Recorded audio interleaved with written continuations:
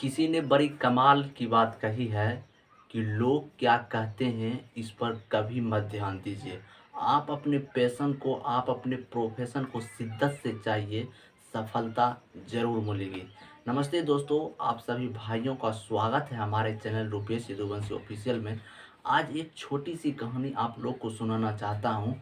एक गांव में दो लड़का था।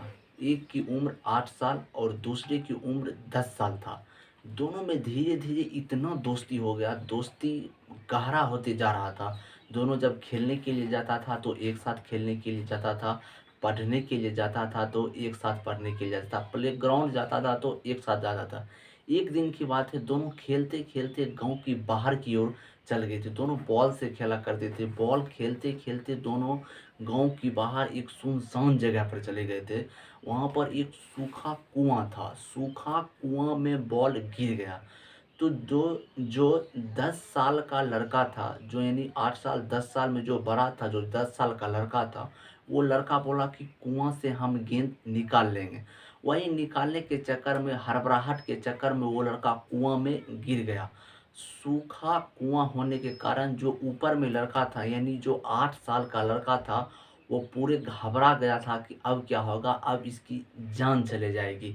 इधर उधर वो आवाज़ लगाया, लेकिन सुनसान इलाके के चलते वहाँ पर कोई उसका आवाज़ सुन नहीं पाया। तो इधर उधर जब दौड़ने लगा, झांकने लगा, तो वहीं के नज़दीक में एक झाड़ी दिखाई दिया। झाड़ी के पास वहाँ पर बाल्टी और रस्सी रखा हुआ था। बाल्टी और रस्सी की मदद से उसे नीचे कुएं में गिराया गया, और जो 8 साल का लड़का था, जो नीचे 10 साल का लड़का जो कुआं में गिरा था, उसको बोला कि तुम इस बाल्टी में बैठ जाओ, हम ऊपर तुमको खींच लेते हैं।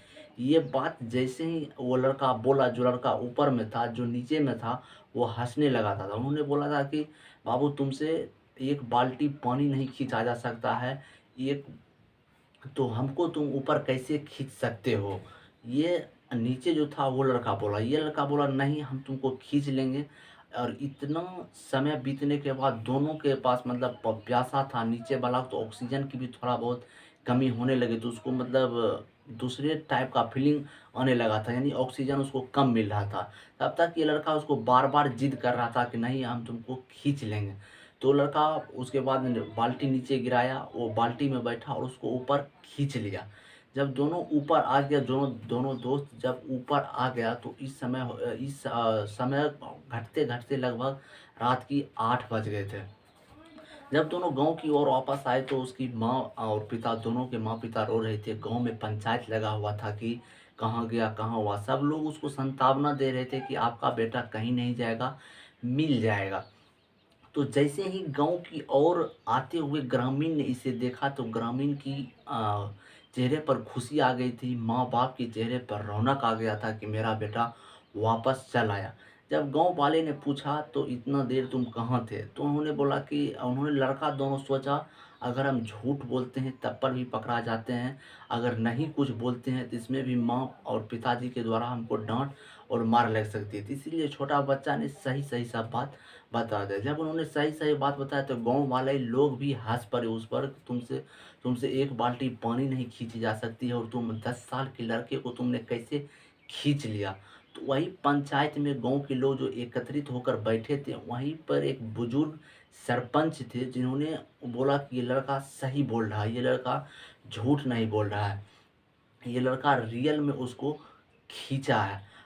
उसके बाद इस कहानी के अंत, इस कहानी का निष्कर्ष यही निकलता है कि दोस्तों, अगर किसी चीज़ को दो चीज़, एक ऑप्शन था कि उसके पास, ये तो या तो इसको खींचकर बाहर निकालेंगे, दूसरा ऑप्शन इसके पास यही था कि दूसरा कोई लोग इसे कहने वाला नहीं था कि ये लोग नहीं कर सकते। तो इस कहानी से हमें यही सीख मिलती है, आप अपने जीवन में भी इस फार्मूला को उतारिए। नंबर 2, आपका जो ऑप्शन है, ऑप्शन बी ज़िंदगी में नहीं रखना। एक ऑप्शन जो आपका प्रोफेशन है, उस पर आप जमकर मेहनत कीजिए। और नंबर 2 बात, आप किसी के बहकावे में मत आइए। समाज क्या कह रहा है, भला बुरा, इस पर आप लोग को ध्यान नहीं देना है। आप अपना 100% एफर्ट के साथ आप मेहनत करते रहिए, सफलता ज़रूर हाथ लगेगी। और वीडियो के अंत में कहना चाहते हैं कि अगर अगर हमारी उड़ान देखना है तो आसमान से कह दो कि थोड़ा कद अपना और ऊंचा कर ले। जय हिंद, जय भारत।